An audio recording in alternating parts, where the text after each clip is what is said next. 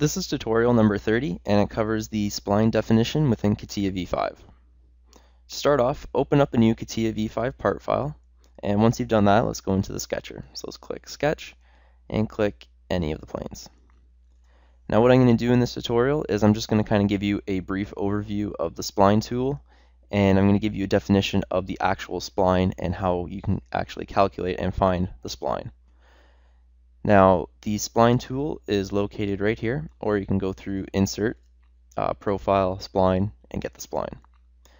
Now, if you've not already used the spline tool, you know that if you click a point and start moving it around, you're going to get a function or a profile that fits all of these points. Now, what I'm going to do is I'm going to give you an overview of the spline tool and how it actually works. This is from one of the lectures that I've had going through engineering, and this is just kind of like an example just to show you like a reasonable and an unreasonable spline definition. So they both have the same point coordinates, but the difference is that as you're going around, one is reasonable and one is unreasonable. This one's unreasonable as it's shooting up all over the place. So really, you're not getting the true spline that you want. This one, it goes around, it curves around, and that's what you want. Now with a spline, each point, in between each point, each two sets of points, it's actually a different kind of function. So in here, this is function, we'll call this function X, function F, this can be function G, H, I, J, K. Each of those is a separate function, and they're totally different from one another. So this can be, just as an example, this one could be x squared, this one could be x to the power of 3, 2x to the power of 4, whatever. They're unique to one another, but you're only getting a segment of each of them. And when you get just that segment, that's what gives you the spline, so that at each, the real, I guess, key to the spline is that at each point, the transition point between the two different functions, at that point, they're the same number. So, say this is at point 0.5 here. At point 0.5, function H is the exact same as function G. So when they're at 0.5, they're the same, and you get a nice transition. So when you have something like this, it's not really true. Even though they do touch the points, it's an unrealistic spline. Now, doing the spline, if you just Google it, you can actually find there's many different ways that you can manually calculate the spline.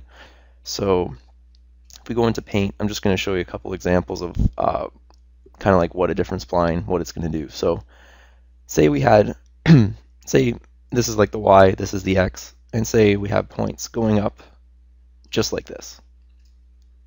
If we have those points, and we'll change this to yellow, we're just going to get pretty much a straight line going right through them. But if we have points such as this,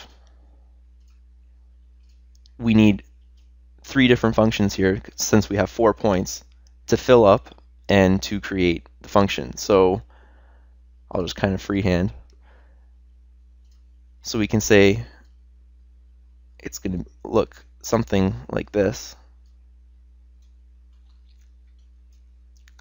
But if we go to the yellow, let's say this is our first function. This function really actually continues, such as that.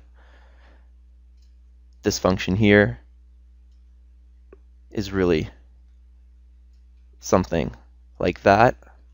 And our last function there, we can say is something really like this.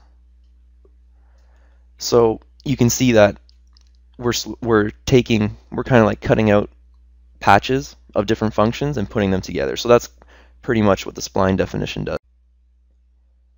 Now I'm just going to show you how that straight line, how it will actually make a straight line in the spline. So let's click Spline, and if we just draw in a straight line, we're just going to be creating a straight line, just like I showed you in the Paint.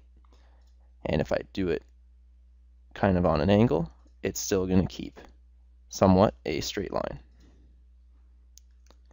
So with the spline tool, you're actually making little functions that are being connected. So when you're actually using a spline, you might be using a function and a set of points. So it can be calculated outside of Catia.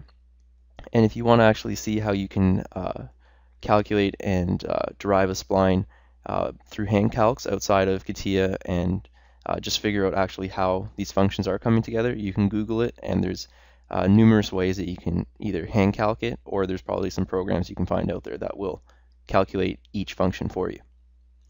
And that concludes our tutorial on the introduction to the spline definition.